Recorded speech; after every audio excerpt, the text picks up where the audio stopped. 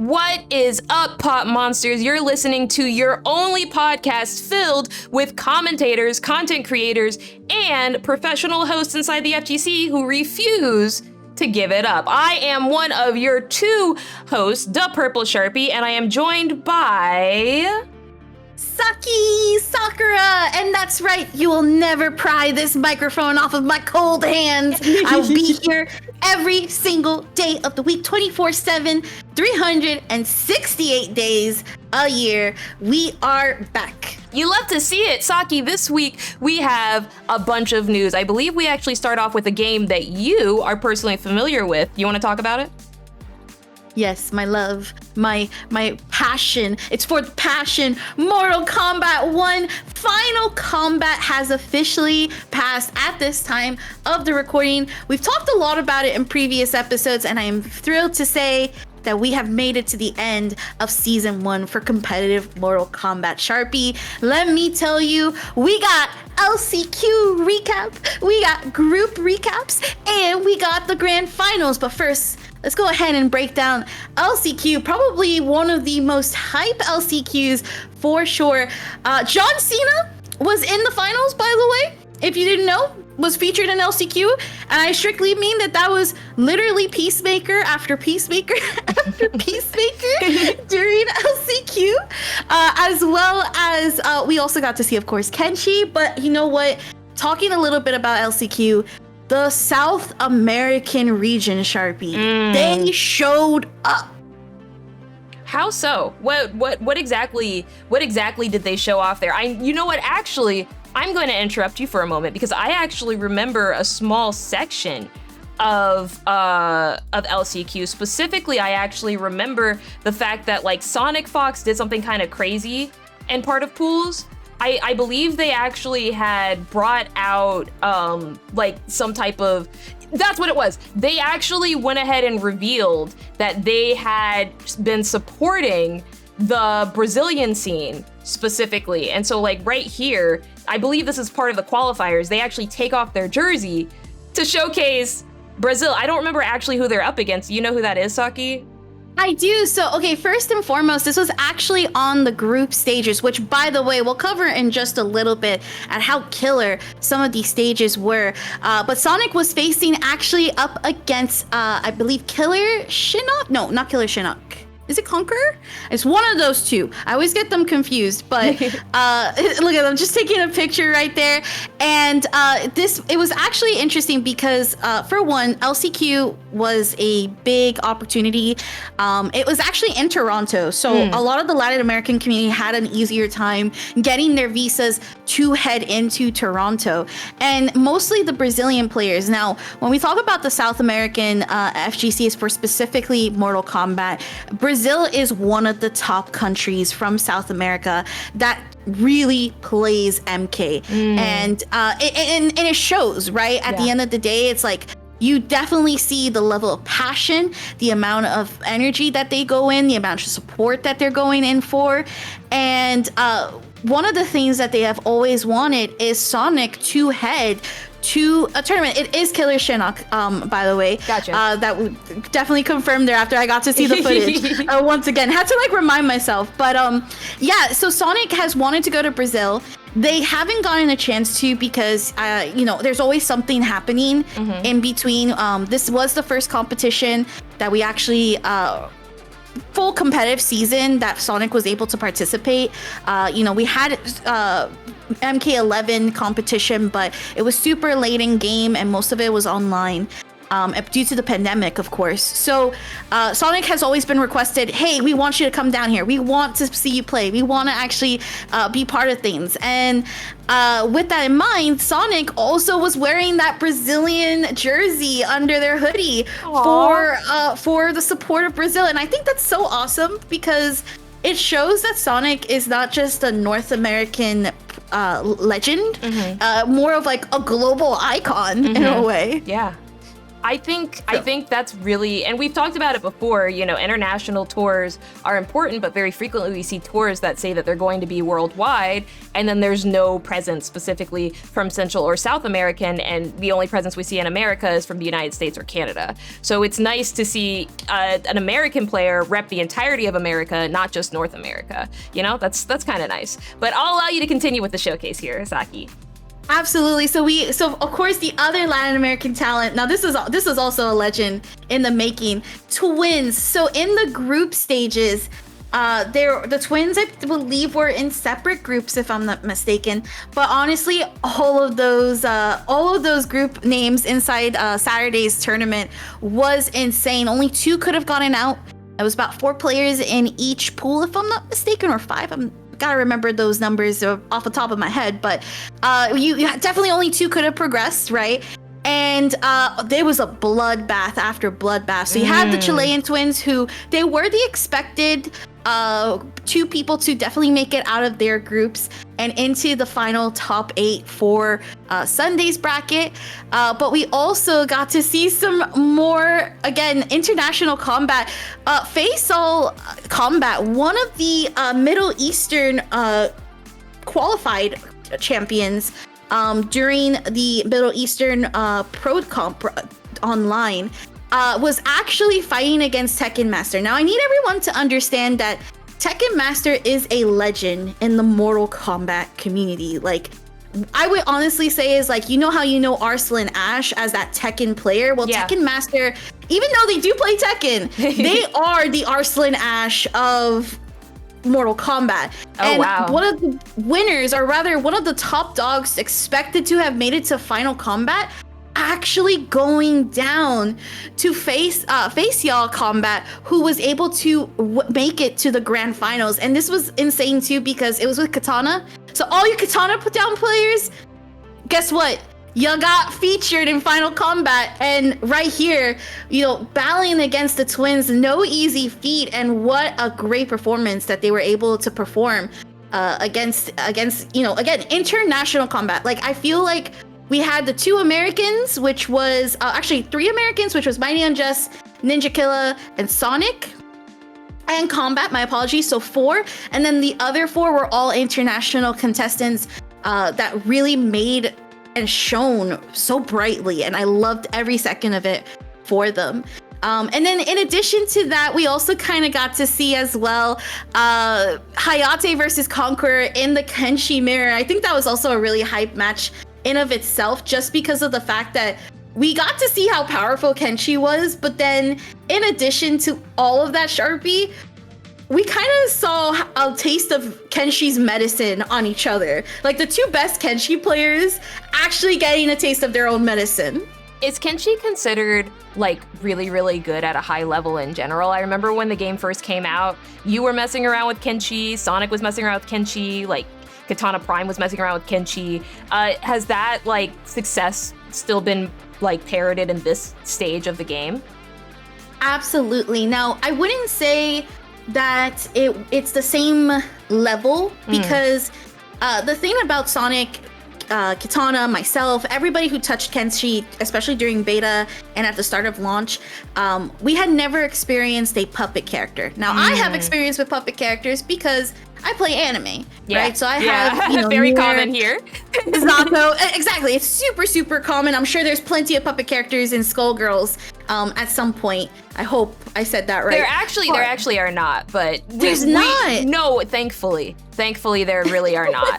To be honest, I have a feeling that the devs are like, I see, Sharpie. Let's not judge, you know? But yeah, no, I think if you could describe what a puppet character does, I think that would help a lot of our listeners who may not necessarily be familiar with fighting games kind of understand here.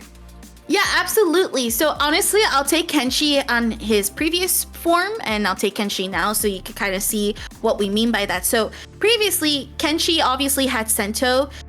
In a standard anime game, when they feature a puppet character, Sento would be this character or this body on the field that you can control, and you actually have the ability to control that body while also controlling yourself at the same time. It's a little bit more complex because you are dealing with a bit higher technical ideas, especially with negative edge and trying to kind of use your puppet as your protector pretty much. And that's kind of how Sento works here in Mortal Kombat 1, which is the first time that they've ever been able to use that as well. So when we looked at how Kenshi was at beta, you know, a lot of us were like, oh, he's going to be a complex character. And he is to an extent. But what we never realized is how good he was when we started adding the cameos. Cameos being another new mechanic that is added into Mortal Kombat 1. And it's the first time we actually get that tag assist type fighter for this iteration of Mortal Kombat. So what we really got to see is one really strong Kenshi, also having a cameo like Cyrax being crucial in the setup of Sento, because you end up having instances where Sento can be summoned for free basically off of block strings, which is not something that you're usually used to for your standard puppet character. It kind of requires you to set it up, and then you kind of have these like really disgusting mixes. And then in addition to that, it's a bit of like, hey, I took out your puppet, but you're still in play because you still have strong tools as well. So we got to see a little bit about that from Hayate, one of Canada's top players. And then again, Conqueror, one of Brazil's top players, in a perfect story of a mirror match. Now, was it fun to commentate and watch? Well, after seeing 20,000 Kenshis and 20,000 Peacemaker matches, I definitely think some of those nerfs are incoming for sure. Thank you so much for the recap on the general understanding of a puppet character and the overall, basically it sounds like the group stages of the Mortal Kombat Finals. How did the actual finals themselves go, Saki? So this was a movie in the making, to be honest, Sharpie. So first and foremost, I loved that we have the iconic Shao axe this time, not Shao hammer, Shao axe. The stage was really set up. We had Tento, who was being the host for Mortal Kombat 1. There's actually a meme going around with Tento kind of looking like a Mr. Rogers character as he's like reading out aloud from the script. And then you were in Shang Tsung's laboratory, which I think is one of the coolest stages, because it shows kind of like the dark but not so dark side of Shang Tsung and this like persona that he's trying to go for. One thing to note is that for one, a lot of players that we weren't expecting made it into finals, which is including again Faisal Combat, Mighty Unjust, who actually definitely owes Brosiv a couple of drinks, because Brosiv won against the player that was matching up against Mighty Unjust. They had the same tie record, but because they lost to Brosiv, Mighty Unjust was the one who ended up qualifying. So that was a huge opportunity for Mighty Unjust, who was always kind of like this online warrior who won all these online tournaments and then slowly came out to offline with MK11. And then leading into the bracket, like for starters, we had matchups that we would have usually seen in grand finals in the beginning of the top 8 loser side. So we had like Scorpion, Prox, and Nicholas fighting it out literally super early. We had Ninja Killa and Sonic Fox also duking it out like pretty early in the bracket too. And then more than anything was that bracket reset, Sharpie. Ooh. You know, a couple of times when the twins got sponsored, there was a bit of a challenge from Sonic, and they're like, we're gonna take over the world, and Sonic's like, yeah, we'll see. And Combo Breaker was actually where they kind of had to like eat their words, because I believe it was Scorpion Prox who actually won, or it was Nicholas. I believe it was Nicholas who won Combo Breaker for the second year in the row for Mortal Kombat, just in general. But this time, despite the bracket reset, was ending up actually losing to Sonic, I believe 3-0. So it was a bracket reset, but Sonic still came out on top and took the first championship right there. That's pretty cool. You know, congratulations to Sonic. We actually have a picture of all the winning moment right here, captured by a very, very famous esports picture taker. Basically, I believe that was taken by Robert Paul. otherwise known as Tempest Rob. Very well known inside of not just the FGC, but esports in general. Fantastic pictures here. And overall, I actually think this cup was actually produced by Incendium, correct? We talked about them last week because they're also running the Street Fighter qualifiers. No, so this was produced by RTS. Oh. So it was actually produced by the East Coast Throwdown crew. Oh, awesome. Congratulations to them. And congratulations again to everybody that went ahead and won here. We can see them inside of the really cute little picture.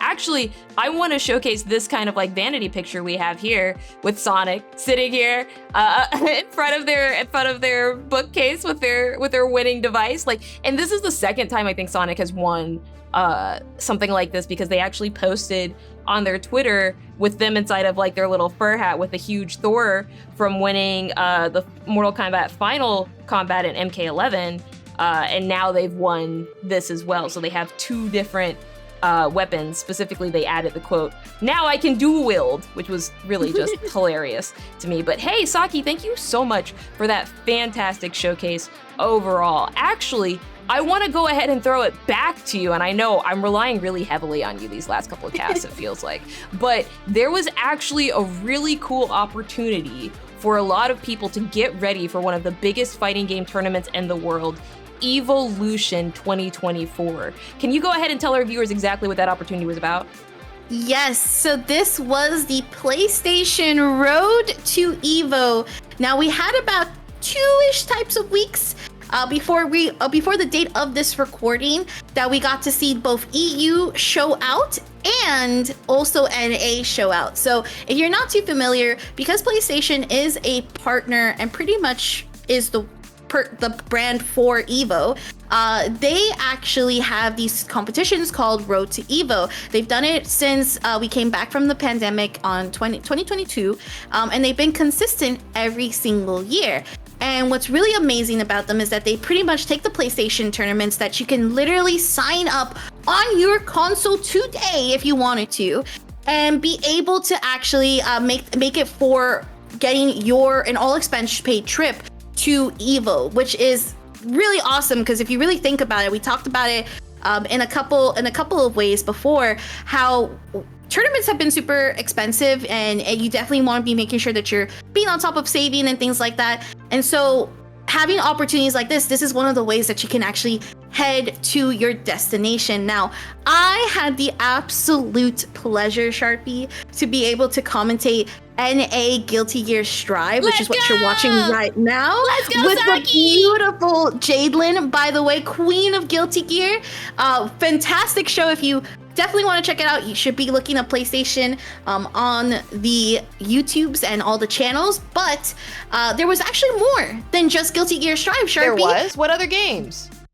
So for EU, which they were actually in Paris, in Paris there, you had Tekken, you had Street Fighter, you had Mortal Kombat, you had, I believe, and Guilty Gear Strive as well, where everybody played in the finals. And then, of course, online for NA, which we're seeing right here, you had the Street Fighter 6, you had the Tekken, and you, of course, have Guilty Gear Strive as well being played out. So really, like, you had all of these games available, and notice these are the main games going into Evo. Yeah, Evo has a really good showcase this year, it seems like, and I'm really enjoying the fact that PlayStation's giving online opportunities for people to go ahead and showcase their stuff as well, which I think they've kind of done every single year since RTS actually acquired Evo. Am I incorrect in that assumption?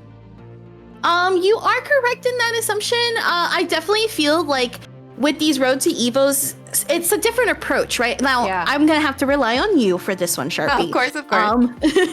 I don't know how Evo was leading into it before, because I wasn't around for previous Evos. So I don't know if these opportunities were as existent as before. But, you know, one of the things that makes it possible is that because PlayStation is a partner of Evo and pretty much is that brand for Evo, they're able to utilize, you know, the console themselves and become that official console, official brand, and official tournaments as well for the event. Yeah, that wasn't really a thing before, to be honest with you. I've really noticed that, especially since like the acquisition of Evo, there's been a lot more opportunity, I would say, for people that especially have PlayStation consoles or Sony-based consoles to get a chance to actually enter and get basically free lodging at Evo if they win these online tournaments. That was never an opportunity before. To be very honest, I can't actually remember a single moment when there was an opportunity to play online at Evo prior to 2022. I think that was actually the very first time Evo ever offered, I'm sorry, not 2022, 2021. Prior to 2021, I don't think there was ever an opportunity to play online and do anything at Evo. That wasn't really something that was offered. It was exclusively an offline tournament. So like having an official opportunity to play online and get to go to an offline event, that's huge. That's a real game changer inside of the fighting game community, and I'm really happy that PlayStation's offering that opportunity.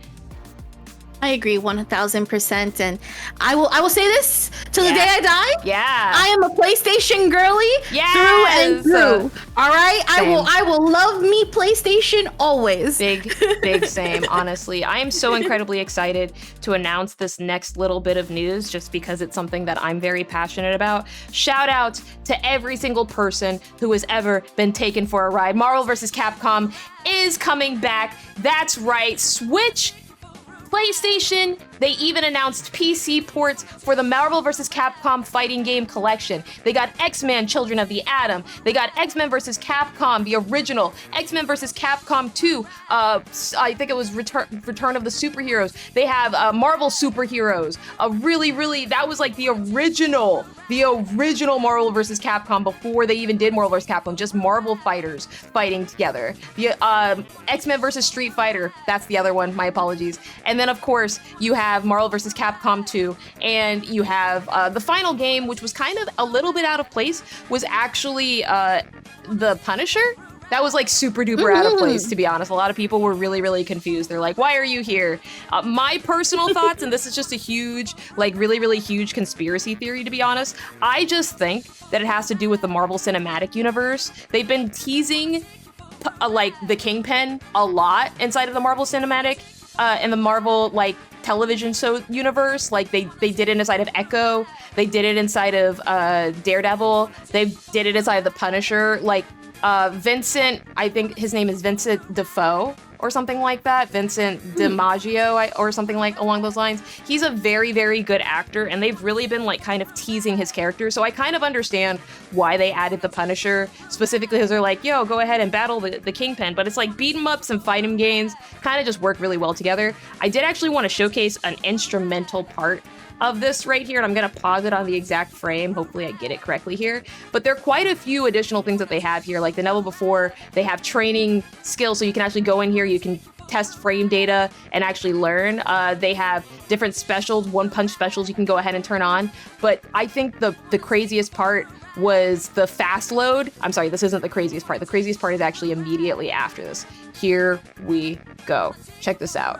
So they actually have oh my god, marquee cards. That's not what's here it is. Here it is. Online features. They actually added online along with, and you guessed it, that's right. Where's the rollback? They announced rollback. That's the whole thing. They literally said, by the way, we're giving y'all rollback. And I was blown away. I don't know why they literally put it in here by name. Here it is, rollback netcode for a smooth experience. And just so you guys don't think that I am literally lying, check this out. Here is the full, no frills, no anything else on the screen. This is straight screenshotted from the video itself. Rollback netcode for a smooth online experience. Now, Saki, a lot of people have had thoughts about all of this, most notably someone very well known inside the fighting game community, someone some would consider the unofficial official voice of especially the Marvel Versus Capcom scene, Maximilian, definitely reacted to this. As a matter of fact, I'm going to go ahead and pause the music, and we're actually going to go ahead and listen to Maximilian's organic reaction to this news. I don't believe there was tooling ground farming. Take you for a ride. What the flippin' arcade games featuring Marvel and Capcom characters are fighting their way onto Nintendo Switch as one collection. What? Flash in X-Men vs. Street Fighter. Ah, what's up? Duke it out in Marvel vs. Capcom 2 New Age of What am I Heroes. fucking looking at? Take down the Kingpin in the beat-em-up side-scroller The go Punisher, and more. The Oz scream gets me every single time. I'm just going, "Ah!" It's so funny to me. But seriously, congratulations to everybody inside of the Marvel Versus Capcom community. This was amazing news. And I just wanted to shout out, obviously, some of the really cool reactions I saw. These specific Maximilian reactions were actually captured directly from his stream, and you can see like the slow motion excitement on his face. Here's some more screens that kind of just go over the things. Capcom actually went ahead and let people know, hey, they're gonna have casual matches, ranked matches, and custom matches inside of the game, which is freaking awesome. They have the ability for you to actually go ahead and change your button controls, which was never before added because, of course, Marvel vs. Capcom was a default, arcade game, so you didn't really change your buttons. I think the only other time you could do it was when you were specifically inside a fightcade, but that was kind of the unofficial way of doing it. Secondly, they also have different difficulties that you can actually set for the bots, so while you're practicing, you can change how hard you want the bots to go against you, which is really, really good for new players. And finally, they actually offered literally the soundtrack to every single game that they have inside of this collection as well, which for people who are familiar with Marvel Capcom or Marvel collections, they know that this is pretty standard, but it's still a very welcome thing, especially for a lot of people who have a favorite Marvel vs. Capcom song that they've wanted to hear and repeat. Saki, I know you're not super big into team fighters, but do you have any songs that kind of resonate with you when you think about Marvel vs. Capcom? It's not so much the music, it's always that intro, right? Like, Capcom present. Yeah, the Capcom present's pretty universal. It's like, oh wow. And I would have never thought that Nintendo Showcase was what was gonna be revealing that. That surprised me too. Yeah. I think that's the least expected place to get this news, number one. And number two, honestly, it just goes to show you that spending and investing in collections like these allows you to see the future of these series come back. You may not be able to get a new game as it because again, legal stuff, and especially with Marvel being as big as it is now, it's not going to be as easy as it was back then. But when we look at Vampire Saviors collection and the Capcom fighting games collection, it was such a big hit because you're now making the game accessible. Not everybody is going to have availability with a PC like that, and two, able to actually have the patience to sit through Parsec or sit through Fightcade and be able to actually play these games the way that they want to. For sure. And not everyone goes to these tournaments either, right? Where some of them are still having the tournaments. So it's honestly amazing. Congratulations, Capcom, Marvel vs. Capcom fans. SHARPIE, your video is very hold true because Maximilian's the king of Marvel vs. Capcom fans. See, now I am so glad you said that, Saki, because someone actually mentioned that in passing here, and I'm going to go ahead and read off the quote, specifically from Thorgy Arcade, actually someone who I've gotten to know relatively, just in passing or so. They're actually a YouTuber that focuses on fighting game and retro games. And I really do recommend Thorgy Arcade just in general for our viewers if you happen to be interested in retro games especially. But Thorgy posted saying, "I'm sure everyone is already saying it, but we all need to give a massive thank you to Maximilian for the free MVC2 campaign, for getting the whole world to talk about that game again, and a thank you to everyone who spread that word around as much as they did." To which Maximilian actually responded, stating, "I appreciate it, really, but one voice isn't enough. The world showed up for hashtag free MVC2 3 years ago. If anything, y'all are the reason we're here. We made this happen." And I think all of that there just goes to show how important being a good community leader is, because when someone shouts you out as a community leader, you don't take that. What you do is you turn that back around and say the community did it because we all worked together. It wasn't just me. I may have started the amplification of it, but you all followed through. And that's ultimately what the fighting game community is about. It's taking these small moments that community leaders, content creators, hosts, commentators, podcast hosts take you know, and turning that into widespread change inside of the community. Saki, final thoughts. Play fighting games. Play fighting games, y'all. And with that, dear viewer, we have come to the end of yet another FGC cast. Thank you so much for listening. And as always, you guys, I want to thank you so much for the support. We actually have currently broken 400 subscribers on YouTube. We've have over 250 followers on Spotify. Y'all have been ranking our podcast on Apple Podcasts. I am very happy to announce that we have several 5-star ratings and we have a 4.9 ranking on Spotify, which thank you so much for that. As always, y'all leaving us 5-star ratings on Spotify and Apple Podcasts really does help us get out to more people and keep us on the algorithm. And I just have to ask you, Saki, because I know you also make content and you've been working on a few projects. Where can we keep up with all of your really cool content? So you can keep up with my cool content at my website, sakisakura.tv.info. That has all my links going to TikTok, Twitter, all the YouTubes, all the Twitches. You can definitely check it out, all of it on there as well. Congrats on your website, Saki. That's awesome. Yes. Well, dear viewer, thank you so much for coming out to yet another episode of FGC Cast. And as always, we will see you offline. Bye-bye.